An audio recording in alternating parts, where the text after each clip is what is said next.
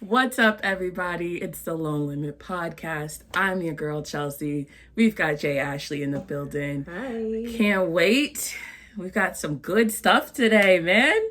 Yeah. Some hot topics, some little spiciness for us all, right? Oh, yeah. man. I'm excited. This is our first one.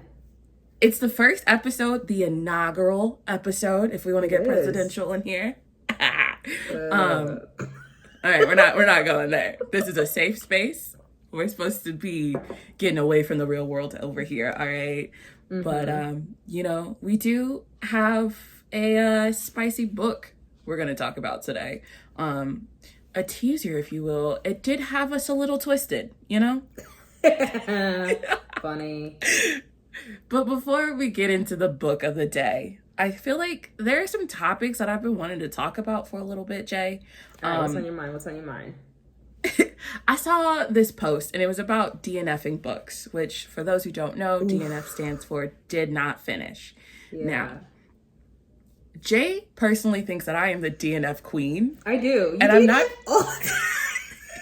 But I don't, though. I feel like I've accidentally created this persona where I DNF books, but that's not actually true. Here's the thing. I think you DNF more than you think you do. But the thing is, because you read such a large volume, you're like, it's not a lot. But it's like, okay, like if you do like a normal perspective, you DNF a lot. But because you read so many more books, it's like, oh, I don't DNF that much. But it's like, in comparison, yeah, you do. You totally do. But if you ask me what books I've DNF'd, it's maybe one or two. I feel like I don't officially DNF it. What I'll do is go, all right, I'm just like, it's too crazy of a time right now. I'm going to come back to this. And the question always remains, will I come back to it? Okay, so that's an even better question then. If you put a book on pause and don't finish it like in a timely manner, is that a DNF technically, even though you may eventually circle back to it?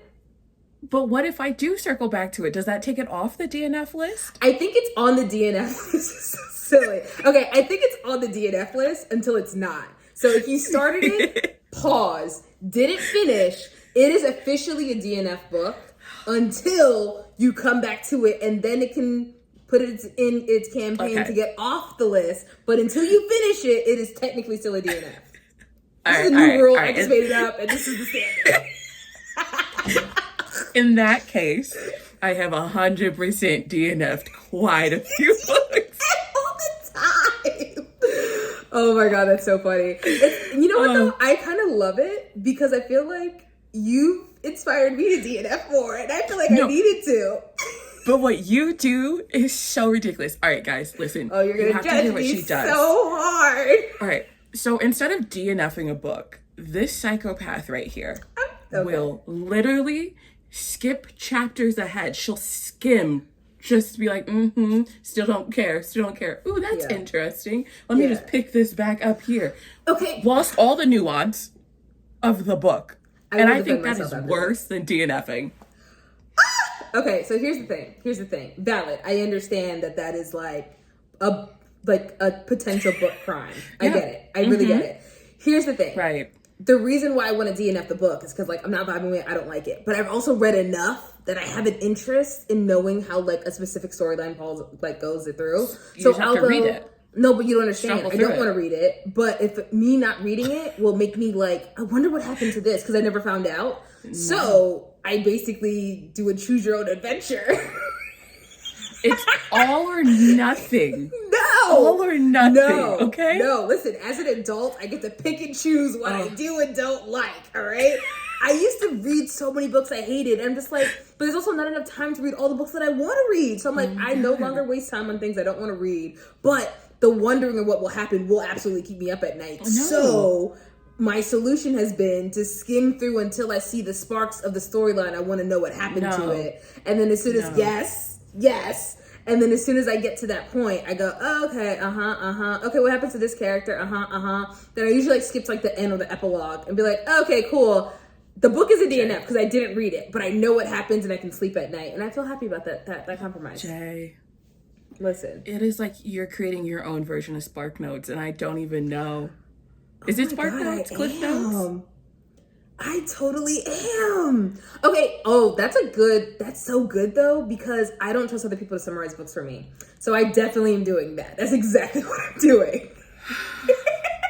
I don't trust other people to summarize a book for me. They don't do it right. So I feel like I'm like, in the world of Dante's Inferno, but book levels of hell, it's pretty low. I remember when I like described this to you and you were like, you were ready to disown me. You were like ready to be like, I want to unhear this.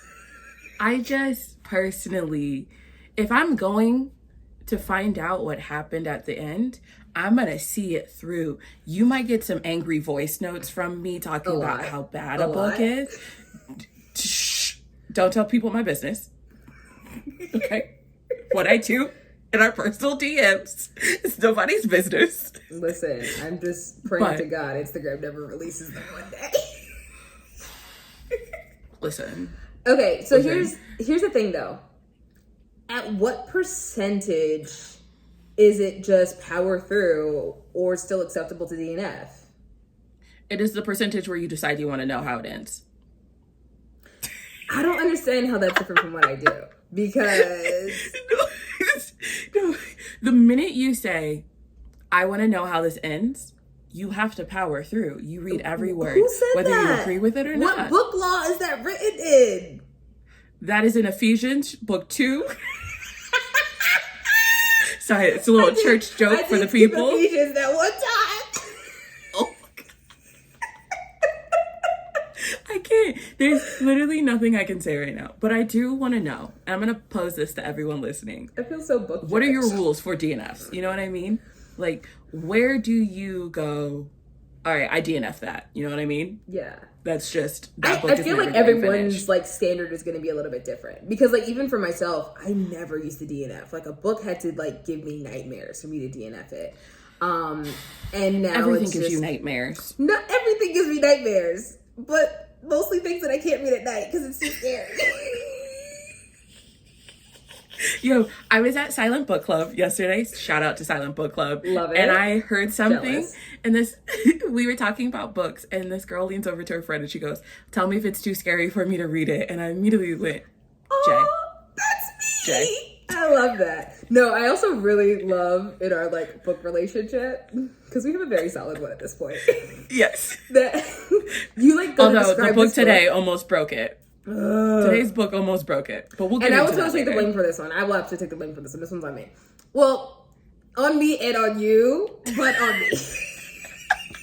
But anyways, a solid book relationship. We have a solid book relationship. So I love when you like talk about a book and you're like going in, you're so passionate. I'm like, oh my God, that sounds amazing. Should I read it? And you're like, no. And I'm just like, these books I respect right that. Thank behind you. my head, these right here by SJ, could never. And that's the thing. You've got me into Ashlee Tilly as an author, and I'm like digging it.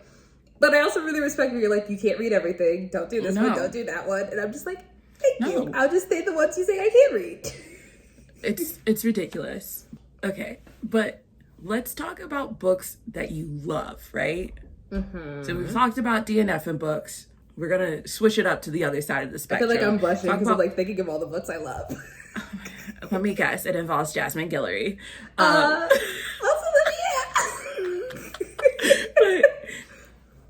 let's talk about special editions for a minute. Okay. I'm gonna blow up my spot real quick. All of these are all special editions. I love your collection. Thank you. It's not for me, but it's for you, and I love that for you. That sounded so sassy that No, I just mean I love that our book libraries are different. I love that for you. No, I'm saying Alexis. Like our book libraries are different, and I love that yours makes you happy. I can't read half of what's on your shelves, so I love that it's perfect for you and it makes you happy. I was not throwing shade. I was actually legitimately serious.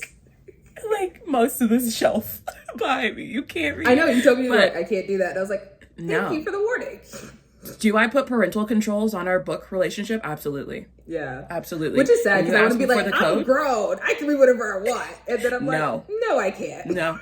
I will never give you the password. It's not happening. No, I can't. But let's talk about what would really get you to buy a special edition, because I feel like you are very frugal with your book trophies. So what are those special edition things? Because me, I'm a little bit stingy with my special editions. Okay, I just want to like clarify this whole frugal with book trophies thing. Okay. I'm new to the book trophy world. I used to just like buy any and everything I might want to read, and I run out of bookshelves. So my new book policy is if I like it, I love it, I get the trophy for it. So yes, under that mindset, I am very frugal with it. I don't love the way that's described, but it is accurate. Listen, guys, I need you to understand that I'll be like, yo, Jay, I'm buying these special editions. It's a book we both love. Do you want me to just get you a copy? It'll stay at my house until you're ready for it. You get a new shelf, I'll send it to you. And she's like, maybe later. And I'm like, these are special editions, all right? There is no maybe later. Like, very it's either now. Special editions, and I'm like, they're temporary sales, okay? Yeah, I need to like get into it more, because I definitely, I think I will appreciate special editions more as I start to build my like new book trophy cases, if that makes sense. Like, because like I said, I'm very new to having book trophies. Before, just anything could get on the shelf. Like, I was like, you could get a spot, you could get like, anybody could have a spot on my shelf. But now I am a lot more selective. And I think so like selective that I don't think you own a special edition at all. On this shelf, no, but granted, it's a new shelf. So don't judge me by this shelf. Don't judge me by this shelf. Okay, but in terms of special editions, I think like for me, what makes me jump out is like a unique cover, yes. Yes. I also like when there's like a bonus chapter or some sort, like, or maybe like a special like author dedicate. There's something that makes me go, ooh, you care about me a little bit more. Like that kind of gets me a little bit more excited for special editions. Obviously, I love when the covers are like collective. Okay, yeah. But I think the thing that gets me the most with like special editions, and I'm pretty sure like authors and publishers are probably like, we hate you, is when the spines are collective. Because when you're on the shelf, so I like to store my books vertically. So for me with an author, I want the spines to be collective in a special edition. Like that would be like, oh, I need it. I need it. And I feel like the covers they do a good job for, but I don't feel like they always are collective on the spines. All right, so here's the thing about special editions, right? Like these books up here, S.J. Tilly, the queen that she is, she will only release a certain cover as a hardback when the book comes out. But then come the completion of the series, she'll take that hardback cover and put it in paperback. And personally, I'm a paperback queen, all right? I agree. Don't ask me to buy a hardback. So like, I wait and I buy the special editions, right? Okay, there are amazing other reasons why to buy the special editions. I'm not going to front you. There are foiling covers. There is a signature on the inside. There's all these things, right? But really, Ashlee can have my money anytime she gives me a hardback cover as paperback. I swear to you, you can check her comment section. It's me. It's just me. So you. So when can I have this in paperback? And then I feel like this happens more for like European edition of books. And as an American, I'm very jealous where they have like the pages are, what is that called? You know what it's called. Jump in my mind, Chelsie. You know the thing I'm trying to say. I need more context. Where, like, the page portion when it's closed is like a picture. It's colorful. Oh, like sprayed edges? Yes, that. See, I knew you knew the term I wanted. That. See, like, don't act like you didn't know. Come on now. I was like, where are we going? So I like when they have like the sprayed edges, and I feel like the European versions of them have them so much more than the American ones. But I do dig when you see like these artists doing them for books, but it's just like if I'm having a special edition, I want that too. So I just like when it's like something special that can like bless my bookshelf with just a little ooh, it's like instant like, ooh, what is that? I want to read that, you know, because like in a bookstore I like my eyes like light up. In a bookstore when you walk in, like I remember the very first time I came across Allie Carter's book. I was probably like around like 12 or something like that, but it was I tell you I love you, but then I have to kill you. That edge sounds like my dating life. Fantastic author, fantastic book. was definitely probably my intro to like romance, honestly. That edge was, and it's so funny because she's kind of like evolved her edges, and I get it because the generations evolve too. But that edge was a blue plaid with the title along the side, and it's a lengthy like title name too. And I remember being in Borders. Oh my God, I'm showing my bookstore age. But I remember being in Borders. Don't worry about it. In New York City by Madison Square Garden. Like, I remember this so vividly. And I remember I just finished like another book, and I was like, I need to find something else to read. I could never find anything that engaged me for too long. And going through I was like in the little teen section, young adult section, and that edge just like stood out to me. And I was like, and then I read the blurb, and then I was caught. And that's how Ellie Carter became one of my favorite authors. But it's just one of those things where like the edges, you just need the edge of the spine. Yeah. You need the spine of the book to just like catch you, especially in a sea of books, you know? So I like when special editions, when the spines, not like they don't have to be matchy, but they have to be cohesive. Yeah. And I do like, there's like a theme now where like when you put all the spines together, it has like a collective like photo or whatever. I like those. Oh yeah, there's like a whole company that does that. My only thing about those is that like randomly just the one spine by itself, it looks really weird. Like I think that's true. I don't remember what series this is, but like there's like a hockey series, and the spines all have like one like hockey stick. I was gonna say hockey foot. I'm new to hockey, y'all. I'm a new hockey fan, so. It's SJ Tilly. Is it SJ's? Okay, yeah. So it's like a whole but hockey it's not stick, the spine. But it's like if you just pull one out, it's just like a random like diagonal line. Like what is that? So it's not the whole spine. It's the cover. It's for the Sleet series, girl. It's the new cover, where it's the whole stick. But if you're looking at them one by one, it just looks like a line, like it's a design thing. Looks like a line. But collectively, listen, which I like the collective. I won't. Right. I won't. I know better than that. But I like it collected. I like when there's like different color. Like, bless my bookshelf. Yeah. If you want to be a book trophy, work hard for it. Yes, I will say though, the internet's been trying to get me lately. All right, the internet is a trap. Oh my God, it's a trap. The internet. Because I will see like sites doing special editions of books that I've never read before. Okay. But I know the internet goes hard for them. So I'm like, do I just get it now as a special edition and then read it and hopefully I like it? Like the internet goes so hard for books that mentally I like it. Don't ask me why, but the internet has convinced me that I like it. Okay. So now we're kind of getting into like the internet book hype thing, Bookstagram, book talks. It's a dangerous place. What makes it like hype? It's like the hive mentality, right? Like one person says they like it, another person says they like it, and it drowns out the people saying they don't like it, and then all I see are the people who do like it. Okay, right? I have a theory. I don't know how significant it is. I don't know how true-based it is. All right.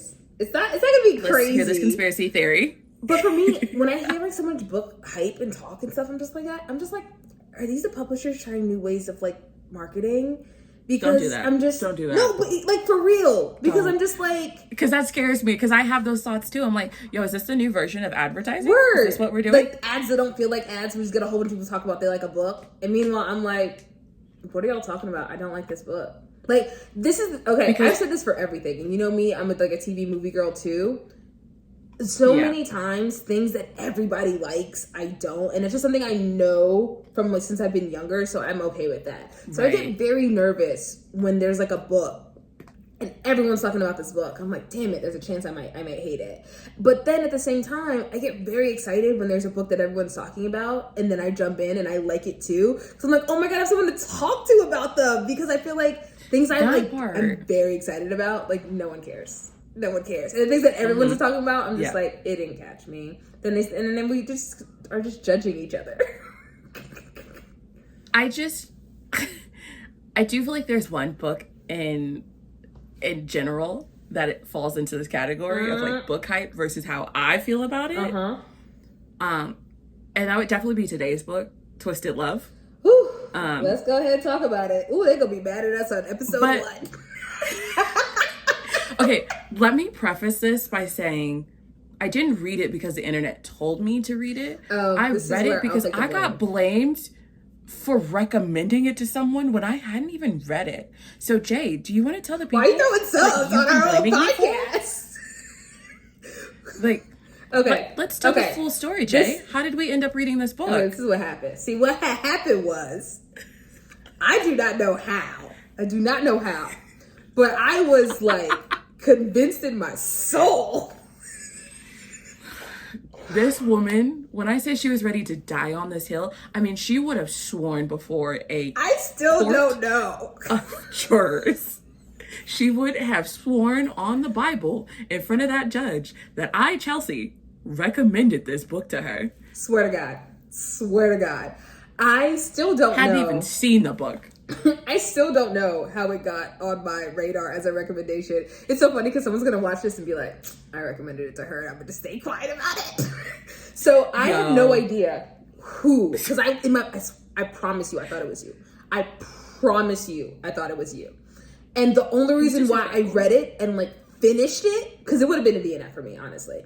The only reason I read it and I finished it was because Chelsie recommended it, so I trust her. She wouldn't recommend a book she know I won't like.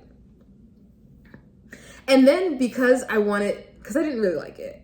No faith in me. Because I didn't really like it. I was like, let me finish reading it before I tell her anything about it. Because so far, ugh.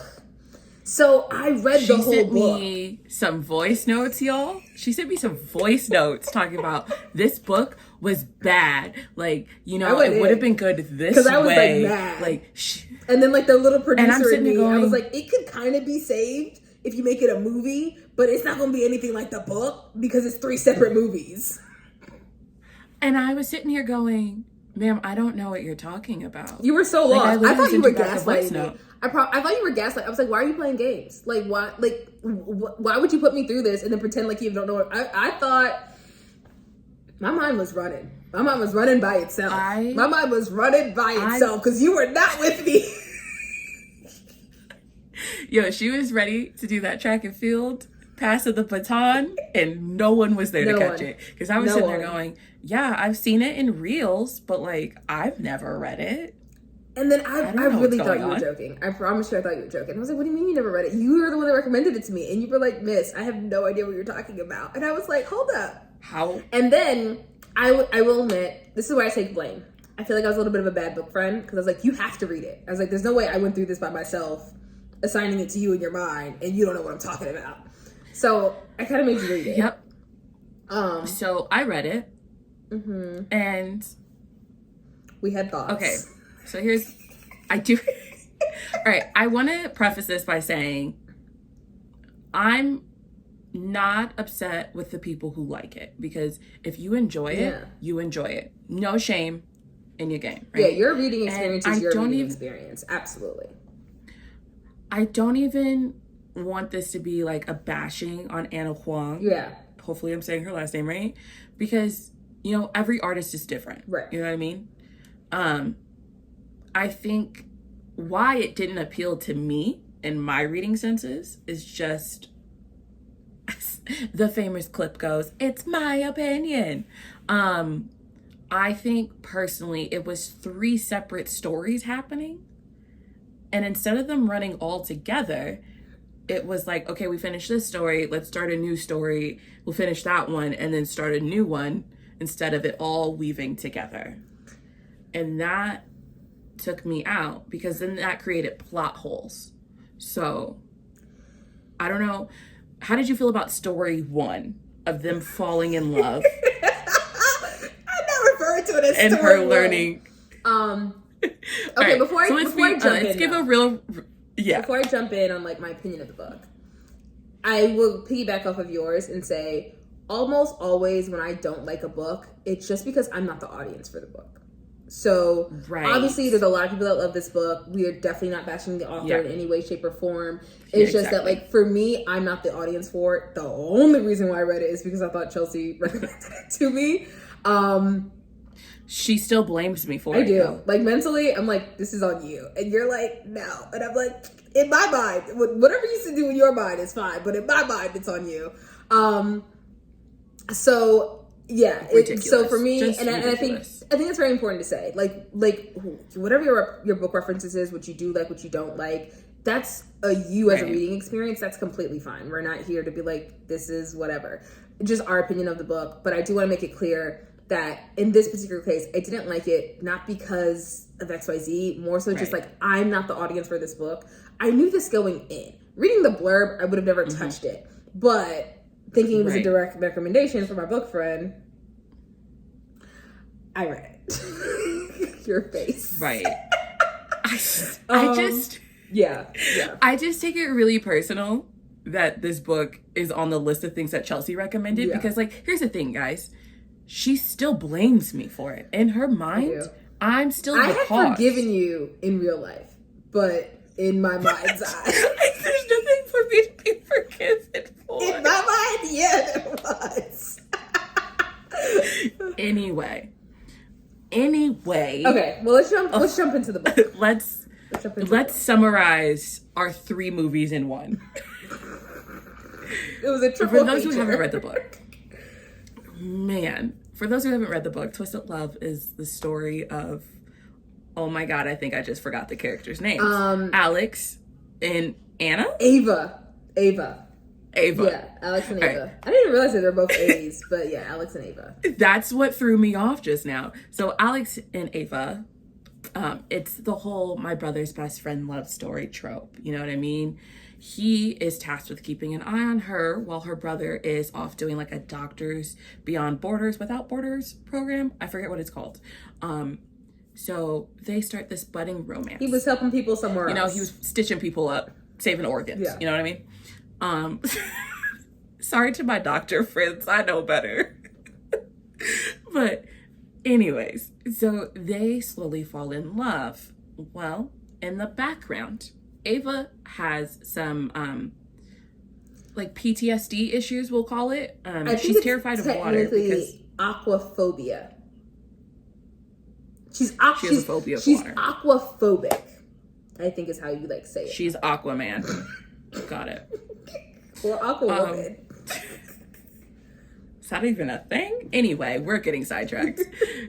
So in the background of her falling for her brother's best friend, she is trying to overcome her fear of water because as a child, her mother supposedly tried to kill her by drowning. Allegedly. So they start to fall in love. Everything is, coming up roses. Their love story stressed me out. And then everything stresses you out, girl. This is true. This is true. I love how I read to like escape, and then books stress me out. How did you feel about the growth of their love story? Because I feel like it was instant love, and it didn't work for me. Okay. He basically one night said, "I'm dangerous for you. Don't come over here," and then the next night he was like, "You're mine, and I'm not sharing. You can't go anywhere else." And I was like... Yeah, okay, so for story 1, which is the love story, not my kind of love story. When I read romance, this is in no way what I have in mind. For me, personally, and I mean, the title is like Twisted Love. Sure, we can say that. For me, it's toxic as hell. If she was my friend... Disrespectful. I'm like, well, if she's my friend... I love me a good toxic. I know you do. I know you do. I was like, girl, what is you doing? What is you doing? The issue for me, it wasn't necessarily like their love story specifically. It was more so that I also didn't like them as individuals. Like, I wasn't rooting for them collectively. I wasn't rooting for them individually. Fair. I just wanted everybody to go home, like to their own house too. Like, go to your own place of residence. Go to bed. We're done. Turn off the lights. Yeah, Close the doors. The love story was rough for me. It was so rough for me because there was just so many times where I'm like, eye roll. He's warning you about the very thing. Like, Yeah, it was rough for me for the love story because it's just not the type of love story I like to digest. There's nothing wrong with this love story. Yeah. Like, it's one that's told, people like it, whatever. But yeah, no, I really don't like main male characters that I would have a problem with one of my friends dating, if that makes sense. And so he was like, he was the type of dude. Making it too personal. And I feel like I like a toxic relationship in a book. You do. So you do. It makes things kind of complicated. Now in real life, don't talk to me that way. But in my books, talk to me however you want. Which is valid. I love the escapism. I love the fantasy element of that. Not for me, but I do love the concept of that. But yeah, it was just, for me, it was just, there's so many things I couldn't get past. I will say this though, I did love the kind of like neurodivergent representation, I guess, for both of them. His HSAM, hyper. Oh, his ability to recall literally everything. Like everything, yeah. I did like that was like a part of the book, and it was, like, it was relevant. It was very relevant. Yeah. So I like how that was represented.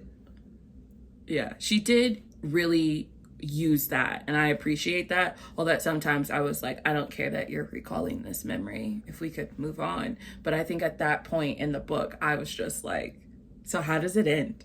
How does it end? Yeah. It was a rough thing for me. What are you considering story 2?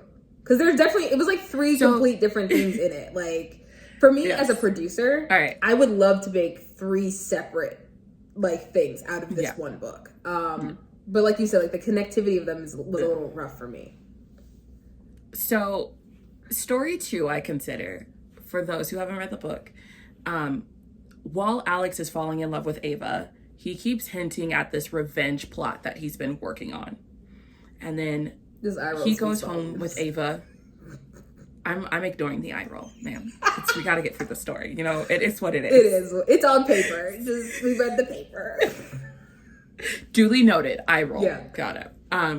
So story 2 for me is that when they go home for Thanksgiving and she has the memory and realizes that it wasn't her mother who tried to kill her, but it was actually her father. And then story 2 is the arc of taking down her father and confronting him. This is where things really got rocky for me, guys. I'm not even gonna lie, because up to this point, I was here for it. Had I already figured out that it was her father and not her mother? Absolutely. Had I already figured out that Alex was trying to take down her father? Absolutely. Wait, when did you figure that out? Yo, I figured it out so early, but you wouldn't confirm it for me as I read it, so I just left it alone. I didn't know until like the conference room. Okay, so here's the deal, right? I mean, I had thoughts, for those but of us, I wasn't sure until they told me. I don't do like murder mystery stuff. Come on now. I fall asleep watching Law and Order SVU, so there's a difference. Yeah, the brain finds connections, because when I read it the first time, that was the thing. Like, story arc 2 was what actually kept me interested, because I was like, what's gonna happen?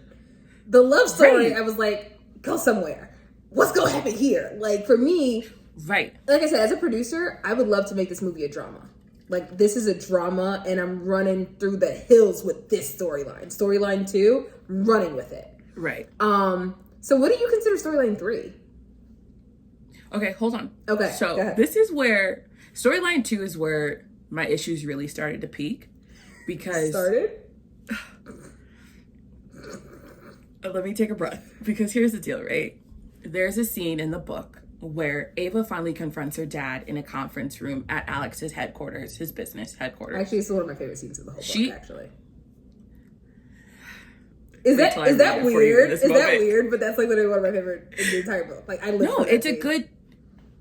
It's a good dramatic moment where Ava confronts her dad, but she asked Alex to step out of the room. Mm-hmm. And Ava's dad gives it one last shot to confront, what does he do? He tries to change her mind and be like, that's not exactly how it happened. Yeah. You know, your mind is still playing tricks on you, XYZ. And I thought that was such a great dramatic moment because in her head, in her inner dialogue, you're still in the struggle with her. And that was so good. But then Alex comes flying back into the conference room and he's like, stop it. I've paid the right people. I've got all the facts. She's telling the truth. You're lying. And she's like, wow, I can't believe he was still listening. It doesn't surprise me that he has the room bugged, but I'm shocked.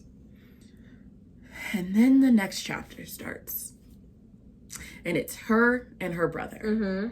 And it turns out that Ava's brother was there in the office building and was listening from a separate room. Right.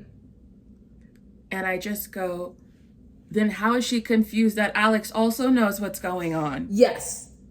You know me, I'm a continuity queen. Like, on set, everyone hates me because I'm like, So, yes, because in that scene with Michael, she's like, oh, I'm surprised that Alex was whatever. But then in the next scene, it's like she knew. So I'm like, you didn't know or you did know? And then Alex specifically says, it's a one consent state or whatever. So, like, in the United States, there's the fact that this is like a state-by-state law is like a little annoying. But because one person knows they're being recorded. Are we sure? Because one person knows they're being recorded, you can record them.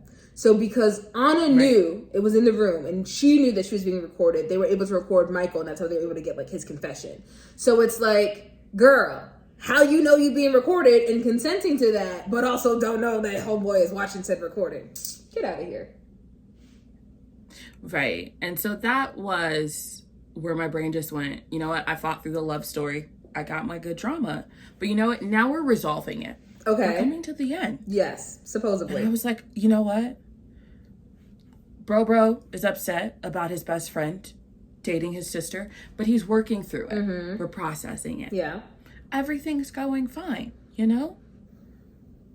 And then we end up with storyline 3. And I just go, we didn't actually need this. Like, I understand, but we didn't need it the way it was. And storyline 3 for me is after all of the chaos with Ava's dad, the brother goes back to his internship abroad, we'll call it. And everything seems to be going okay until Ava and one of her best friends is kidnapped by Alex's uncle. And then we get this whole mafia plot that just feels so random that I genuinely forgot it happened. How did you forget? Listen, when we started talking on the about back this end of the book, it's like, I feel like it's also like in a weird place. Okay, so here's the thing. I just want to jump in because I think her best friend, who her best friend is very important and relevant, but it kind of wasn't relevant in a weird way. Her best friend. Like, it is?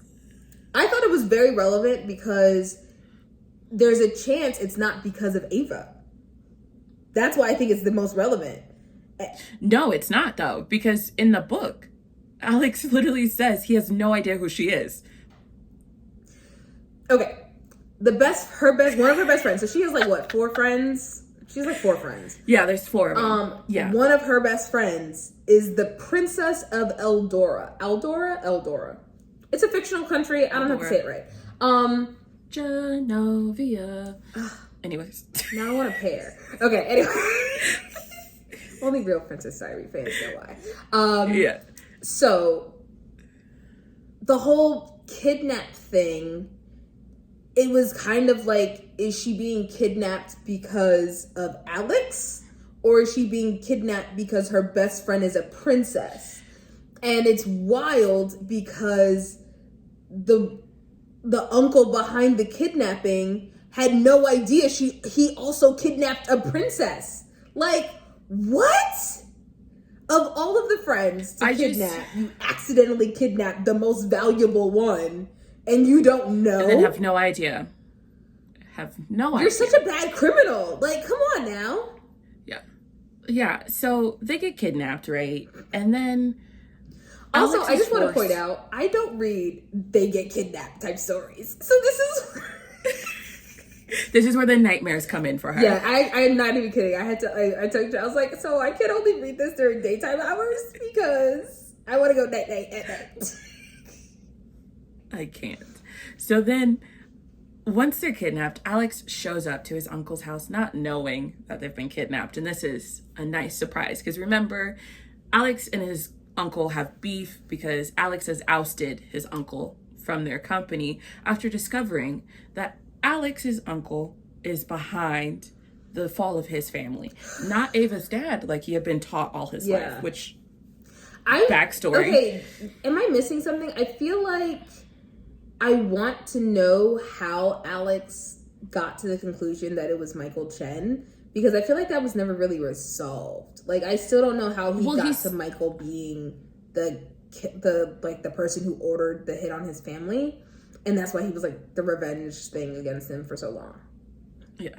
So he says in the book that his uncle told him that information because his dad and Michael Chen had been beefing. Right. As I always describe it. And so the uncle planted the seed in his head that it was Michael behind everything. Yeah. Until he grew up and discovered that his uncle just was a little too attached to his mom, and his mom said no thank you, I picked the right one. Yeah, very creepy. Right. Yeah. And so then that's when everything falls apart. So he shows up at go ahead. He shows up at his uncle's house and he's just like, I'm not giving you the board back, like I'm not stepping down. I already ousted you. And then the uncle's like, well, I've got something you want, and then brings out the two girls, and Alex is then forced to like tell all the truths, and then chaos ensues. A house is set on fire. Someone is cut to bits. Oh, so you just gonna gloss over the poisoning story? Oh, that's what I'm saying.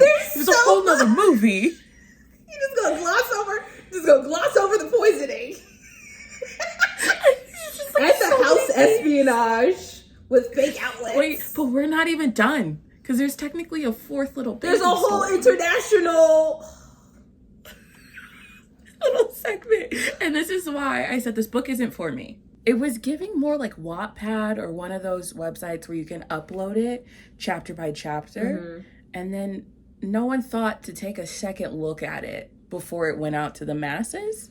And I just want to go, no one wanted to take a second pass at it? No one? Yeah. Because we still have a whole fourth section. Yeah. That we have to summarize literally, for these like, people. London. All of London still hasn't even happened yet. It's weird because I don't know. Like I don't usually read stuff like this, so it could be standard. I have no idea, but like it's not. Okay, well, like this is just like this book really reminded me of like, ooh, girl, this is why you read what you read, you like what you like, and like I am absolutely willing to like venture out and try something new, different genres, different authors, all the things. But sometimes it's just like, I've been reading for a long time and I absolutely know what I like. This isn't it. So, for those who haven't read the book, because I'm going to just help y'all follow the chaos that was this book. After he gets to his uncle's house, it's revealed that he's been poisoning his uncle. He reveals all his truths to Ava. I was rocking with the poisoning plot, though, because I didn't see it coming. And so I was rocking with the poisoning plot. That one was nice. Yeah. That was nice, but it wasn't built upon well enough for me to go. Poisoning itself wasn't nice, but the fact that it was like a surprise was nice. Yes. Yeah, I wish there would have been a little bit more of a hint to it, but whatever. I'll let it rock. That was really just more of a personal note. That one is on me. But just as a quick summary, he shows up, tells all his truth. He saves the girl and then breaks her heart and says, all of it was just a plot. And she's like, just tell me it's like any of it was real. And he looks her dead in her soul, in her chest, and says, nah, none of it was real. And I was like, you just taught this girl how to swim, but none of it was real? I would like to point out the uncle was still there in the room at the time of this. No. Saying. Yes. No. I'm talking about afterwards in the back of the ambulance. Oh! Why are you making me mad on purpose? See? Why are you making me There's all these pieces. So, like, as you're reading this book, there's all these things you have to jumble. And, like, I was really like, you know what? I'm tired. Like so then we do this thing where it's like, it's months later. Yeah, right? Like, now we're just doing time jumps. Yeah. It's interesting because it's a time jump that's 2 months. That's not an epilogue. Like, it's a time jump in the actual book. We have 2 time jumps before we even get to the epilogue. Yeah. What? So the first time jump, Ava's not doing too well. All right, Ava's struggling. Yeah, she's trying. It's the worst kind of struggle because she's trying not to struggle, but she is struggling through the struggle. Like, she is like in the depths of depression, but she's still trying. Like, she's still trying to function. Like, she's not trying to just sit at home and do nothing, but she's just like done with life, basically. Yeah. Also, let's just point out, she's like in college. She's like 20 something. Life is very much still beginning for her. And I do not want to be dismissive. I do not want to be dismissive of her depression, because absolutely it's serious. I love the way her friends came around her to support her, all of that. But homegirl 100%. Has been through a lot of traumas in a small amount of lifetime. Life hit her hard. So she has been through some things. You know? And she's basically like, what's the point? What's the point? I'm trying to do art. Right. I can't be creative. Well, not art, like photography. I can't be creative because like everything in my mind is like, I got kidnapped, or I almost drowned, or my dad's my daddy, my brother. So like she just like fighting demons in every single sense of the word. I love her friend circle, though, and Alex is also struggling on his side of the world. He is, but he's also making her worse because like he was the person she went to, and he's not there. So yeah. This is where the toxic love I can't get. I can't rock with it. Whatever. Yeah. I know you can't. I can't rock with it. So this first time jump, like, I understood that we needed to show her struggling in life, but it almost felt like we could have done that without the time jump. You know what I mean? It was weird. And then we hit a second time jump. And now... I feel like I need a time machine to keep up. Okay, get the second time jump. The second time jump is when she's officially leaving for her fellowship. Oh, yeah. She's going to London. Which was not the plan. And she was supposed to be going to New York, but now she's conquering fear of water. Works in planes, too. She can't go over water. And now she's going from over all the water. All these things. So now we've got this moment, this big build-up. Her friend who was kidnapped with her goes to see Alex, and she's like, cut the shit. I know you still love her. Who was a princess. Okay? I feel like that's a big detail. I feel like that's a huge detail, but okay, continue. It's like a detail, but it's not a detail. It's a very confusing world we live in this book, right? Like in this like DC, almost New York, not really, a bunch of lakes. Yeah, sure, okay. Yeah. I was like, we're not even gonna mention Potomac, but whatever. Geographic locations don't matter. So friend goes to Alex and she's like, cut the shit, I know you love her, and by the way, she's leaving in an hour. And he magically makes it to the airport in 30 minutes in DC traffic. Was it magical? Okay. Because he like struggled. Right. Okay, even with the princess moment of being like, DC traffic is not getting you anywhere in 30 minutes. It definitely is not. It definitely is not. But my thing is like, if you knew you wanted him to go after her, why would you pick like the hardest time frame for him to get to her? Like, you could have told him before she left for the airport. That flight was not booked that day. That part. We had like, time. That was my thing. It was just like, I don't know if it was supposed to be like an hour nothing moment. Anyway. But mathematically, for those of us who travel frequently, it was not an hour nothing moment. I was more just like, yo, so we just wait until the last minute? Yeah. So he chases after her. He makes it to the airport just in time to see plane has already left the gate. And so then he goes, dramatic. What do I do? But it's interesting, though, because it's like he did the whole running through the airport for my girl. But she has no idea. Like, she just got on this plane like, I hope I don't have a panic attack in the air. That part. So actually I messed up the time jumps because I think it's 2 months later this all happens, and then there's the time jump where she's been in her fellowship in England for a while now. It's months later, and he just shows up at the front steps like, baby, please. So here's the thing, baby, please. And this is where I kind of go, I don't really get into like toxic love stories. For me, I'm like, sir, you're a stalker. This is not attractive. This is not romantic. I'm calling somebody. Who you calling? The cops! Like, what?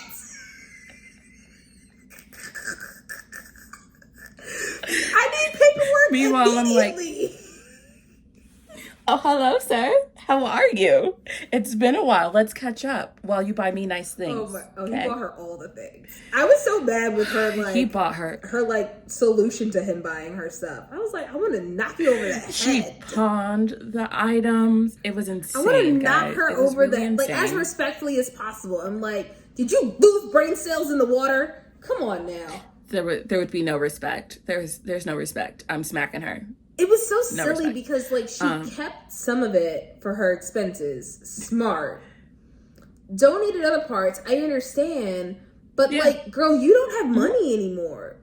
Like, your source of money was fraudulently gotten money. And no longer have access to. Daddy Alex is not going to let her starve. We all know that. But technically, she doesn't know this at this point because Daddy Alex has let her go. Like, she doesn't even live where she used to live when she was with him. She's living with a friend. She's floating on the Princess Trail, which is a good trail to follow. I'm going to tell you right now. You know? Listen, I love my friends. Everybody don't. But I don't know no princesses. Anybody got Anne Hathaway's number right quick? Maybe this is the moment I tell you the truth about me. I passed the test. I know I passed the friendship test. I know it. I think you're ready for this information. I have been training my whole life for this. I just want to let you know. How do I put this? I'm not a princess. That tracks. This bookcase would be bigger if I was. You know? It would be like Beauty and the Beast level. Yeah. Except for I'm not into that kind of thing. I'm not the library. If you know what I mean. I'm the library. Only the library is what I was referring to. Anyway. We are off track. Okay, Alex, continue. Alex shows up months after she has gotten to England and is now on the apology tour. Yeah. All right? He starts buying her trinkets, walking her to and from her apartment, all kinds of things. Yeah. And it's noticed. I thought it was interesting that the book specifically says that it was noticed by, like, everyone else that she was in the fellowship with. But they all were still very confused and questioned who he was. Jay. It was weird. Jay, I'm telling you right now, if for months no one has been waiting outside of school for you, and then someone shows up every day and, like, to walk you to and from, per the description, I'm asking you questions. He's, like, a noticeable person. He is physically imposing. If anyone had ever done a Google search, like, you would know he's kind of important too. Like, this dude was a CEO. Listen, a CEO of, like, I'm telling you right now. If someone starts following you places, Jay, I'm taking photos. I'm reverse Google imaging searching that stuff, and I'm finding out who he is. All right, I'm Liam Neeson. I appreciate that. You know. So here's where things get even worse for me. We then have another time jump. Yes. And that's where I just said, Ava, we better be coming to a conclusion, right? Ava or we better Anna? be coming to the end. Ava. The character. Ava. Because the author's name is Anna. I was like, ma'am. Yes, but Ava, we need to be coming to a conclusion. This train must be coming to the station because this man can't keep following you around, all right? You got to figure out what you're feeling for this man, all right? Because now we're at the end of her fellowship, which was like a year-long thing or whatever. And he shows up and he does something he's refused to do the entire book, which is sing in public. And he pours his heart out for her and buys all of her photography. And she's still sitting there going, I know I love him, but can I trust him? Girl. Either you do or you don't. This is one of those things where I was like, she's like 23. I don't know how actually old she is, but like there's just some moments in the book where I'm just like, she's young. I can't be too mad at her. She's young.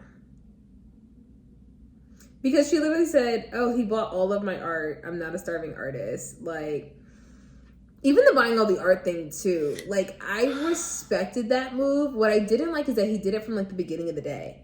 I would have, like, let her sell stuff first and then do it. Like. That's fair. Yeah, because it was just like for me, it was kind of just like, as an artist, I understand you're obsessed with me. I understand you're trying to get back to me. I want to know that my art stands a chance with all of my, cohorts that I've been training with this whole time. And per her, like, professor or mentors and stuff, like, her work was respected. People did want to work with her, and later on, obviously, she does end up having a successful career in that regard. But it was almost insulting, in my opinion. To me, it was insulting. To me, it was a little bit insulting. I was like... So... I was insulted. I don't know. Maybe I shouldn't be. Maybe I should be like, yeah, someone should just support my next movie, no questions asked, fully funded. But I was a little insulted. I'll take it. At this point, I'm really not going to ask questions. Where's this check come from? Don't matter. As long as it clears, it don't matter, baby girl. Come sign this paperwork. So, finally, her man shows up at the end of the night, ready to fight some other random human from her internship. And can I say, I super respected this dude. This dude was interested in her, but did not flirt or make a move with her until the end of their fellowship. Because he was like, listen, I respect you as a person. I respect your work. I'm interested, but I wanted to make sure that, like, all of our business was dealt with before I stepped to you. I respected that dude. All right. She did not care about him. Honestly, so I get that they're not a thing. But in terms of any male character that I go, ooh, it was him.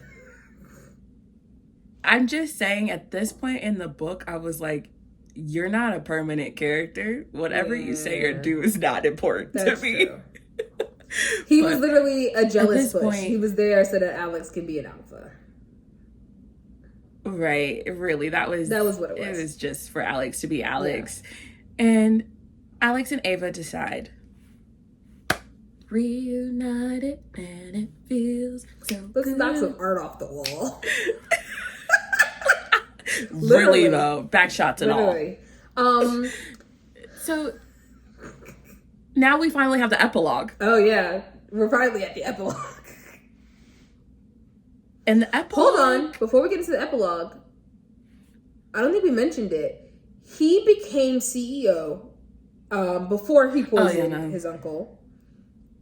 And then it was like, no one asked questions when his uncle died in a fire. Right. And so he was CEO. When he chased after Ava in the airport but didn't get her... He gave it all up. He put things in place for him to be able to leave.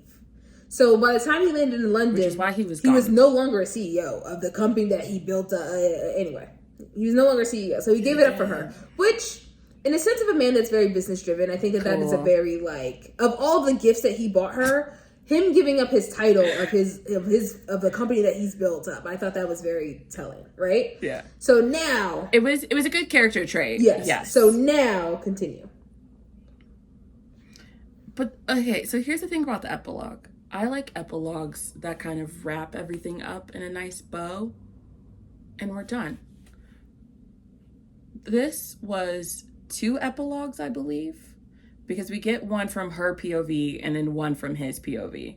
The first one, they have Thanksgiving with some friends, and everything's honky-dory. There's nothing special to this epilogue other than it just being like a cute little moment between them, which...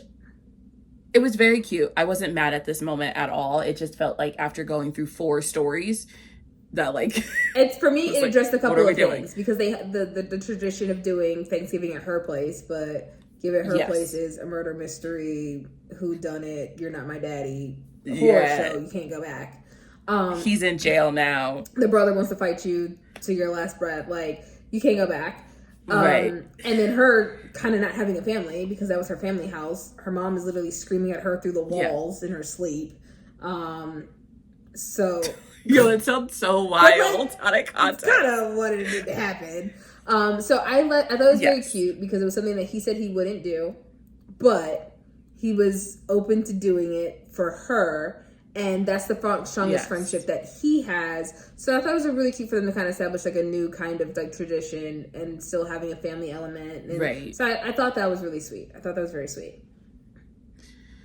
Right. And then we get to his epilogue, which at this point, take a shot if he's CEO, take a shot if he's not CEO, because he's gone back to being CEO and head of the board of his company. Yeah. He notes that it was comical how quickly everyone was willing to let him take it back. Which is, but... You know, they're living together now. Things are still not perfect with her brother, which, honestly, that would have made me happy if things were resolved. I don't know why, but that was just one of those things where I was like, I kind of want it to resolve because she needs her family, whatever is left of it. And then really his epilogue is used as a teaser for an upcoming book. And then that's it. Yeah. That's it. So in the teaser part, this is where the whole book, I'm like, it's important her best friend is a princess. Because in that final epilogue, we find out that she's actually not just like a throwaway princess because her brother abdicated the throne yeah, he abdicates it for a flight attendant. Which is, I'm pretty sure, going to be another book. I think we can safely say I'm not reading the series. I'm so sorry. So I don't know what comes out after this. And it's basically setting up the fact that her best friend, who's been a princess, but just like a princess in title, not really in any importance, is actually extremely important because she's going to be a queen. And it actually seems like she's going to be in the exact same position her brother is in because he had to give up the throne because he's not marrying royalty, and homegirl ain't in love with a royal. But now we've moved on to a whole separate book. Whole separate book. Jay. Whole separate book. We're now focused on something else. Different. And it's odd. So like I get why she's important. Like for those who are going to continue on reading the series, yes, she is an important character. And I will give you that. But in terms of the story, for that to have been the final focus of this love story, quote unquote, it felt pointless. And that came out more aggressive than it needed to. I'm gonna be very honest. Definitive. But it just genuinely was like, if the whole point of an epilogue is to wrap up a story, then wrap it up. Like, put the nice, cute bow on it, whatever that may look like, and let's move on. If you want to give me a teaser, you can do that. It should have ended with Thanksgiving. But, like, yeah. Like, if the two epilogues have been swapped, I think I would have looked at the end of the book a little bit different. I agree, especially because you could have connected it with Alex knowing, like, sensing something with the princess and the bodyguard. And that being him, like, because she's Ava's friend, right. I'm not going after her. Because, listen, he's ruthless when it comes to business. That's how he's so successful. As, like, what, a child billionaire? Okay. Yeah. But because she's Ava's friend, she's safe. But I know because I'm seeing something, right? So I think that would have been the connectivity in terms of, like, him as a business person in a very prominent place who's destroyed other businesses, other companies, other people. Has, like... I know something about this country that's about to have a major, like, power flip. Right. And then ending it with the whole Thanksgiving thing with, like, them walking home. And I thought that was really... the reason why I thought Thanksgiving was so cute, because it also, like... They had, like, a little bit of a heat that never, ever really, really went away. That it was very much ignored in London. Because nothing happened in London. Nothing happens. Nothing until the end of London. Until the end of London. Like, end. So for me, I kind of felt like it showed the fact that they still had a lot of, like, heat and passion. I loved the family that they were with because I think it gave them the freedom to just kind of, like, be themselves. Like, it's probably the most relaxed we've ever seen Alex around other people. Yeah. Around other people. Because, like, when he's with her, he's, like, very chill in the house, whatever. But, like... When he's around other people, he's still pretty guarded. But I think when your best friend can also, like, fight, like, you can kind of relax a little bit. Yeah. With that all being said, you're gonna make me the most important part. Now, for the people who are listening and the people watching, Jay and I have actually read this book twice. Yeah. Right? Once physically, and then once with our ears. So... I'm going to give my rating first to give Jay a little bit of time. I feel like this is always going to be the case because... Yo, she fights me on this. Okay. I think I'm going to stick with my original rating of a 3 out of 5. Okay.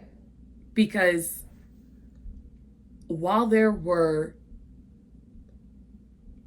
some, how do I put this? Some good moments.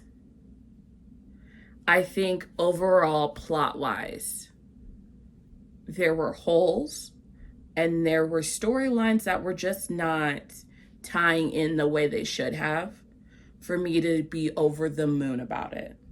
I think for it to be a book that supposedly I recommended, but I didn't. I think it wasn't the worst it could have been, but if someone ever tells you I recommended this book to you, know they lying. That's all I'm saying. No, they lied. Are you done? Are you mad at me? I'm not mad. I'm not mad. I was waiting for you to finish. That's all. All right. That's fair. Jay, it's your turn now. All right? Okay, rating this book. You gotta rate it. I will rate it. It's funny. I feel like rating this book is kind of easier than most are for me. Yeah. Because I so distinctively did like it. Again, I go back to what I said earlier. I didn't like it because I'm not the audience for it. So because of that, for me, it's a 2. I finished it. Shocker. I didn't like it. But it's a whole book. Like, you get 2 stars because it's a complete book. But complete is subjective. But it's just not for me. If it's 4 complete books. Jay, what do you mean? I'm not the audience for it. It really missed me in almost every way, shape, and form. I like light and fluffy. It was heavy and stressful.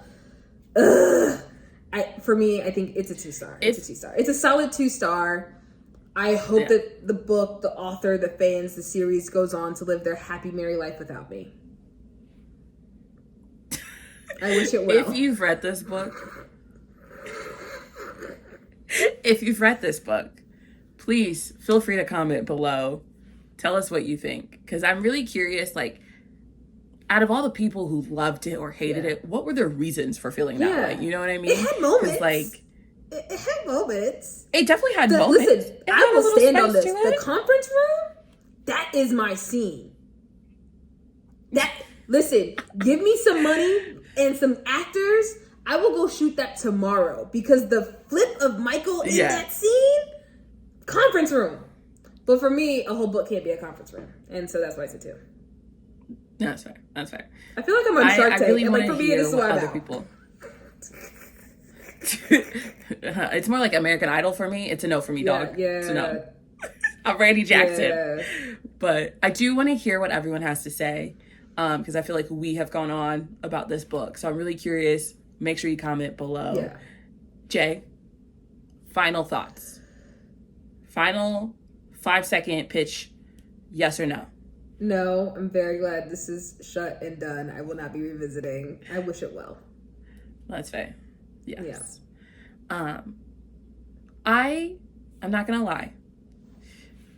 The author does have a separate series, which is like the King of series. And I want to give it a try because maybe just this series isn't for me. You know what I mean? That's valid. Maybe there's another one by her. So, and I love that you're open to the author again. I absolutely love that. Now, if you do this to me a second time, for me, this is one of those things where I'm like, you would have to venture into it for our friendship and then report back. Because for me, I just kind of categorize it. She doesn't write books for me. That's it. It's not that she's a bad author. It's just she just doesn't write books for me. Yeah. So that's how I'm categorizing it mentally right now. So listen, that's what I'm saying. When I say I wish it well, I'm not being shady. I'm so serious. People love this book. I love that this is like I believe she's a newer author. Listen, a female author. I love that she's having the time and the space and all the popularity. Yeah. I do not wish ill in any way. It's just I'm not the audience for it. So like when you go to pitch this book, when you go to sell this book, don't put me on the list of trying to get as a reader for it. That's all I'm saying. That's fair. That's 100% fair. And I think, as we move forward, there are going to be some books we don't like. Yeah. There are going to be some books that we love. I hope that this is the last. And there are going to be some books that we disagree on. We do it a lot. Because we really be fighting each other from like across the country. Listen, I need y'all to stay tuned because the shenanigans that Jay gets me into, I need a witness. That's all I'm going to say. Not a witness? I need a witness. Because she be pulling that conference room scene on me. She be making me think it's in my head. Okay? Making me think I recommended books that I didn't. I have only done that once, maybe twice. That's it. Twice, because there was a book I recommended and you found another series with the same title and thought I recommended it to you. And I definitely DNF'd the other one. But I like the one you actually recommended.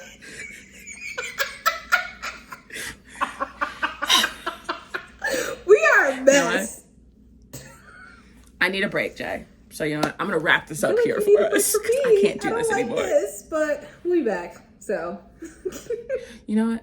It is what it is. We'll be back for another episode of the Loan Limit Podcast. Thanks for tuning in, guys. We appreciate it so much. Yes. Have a good day. Bye. We out.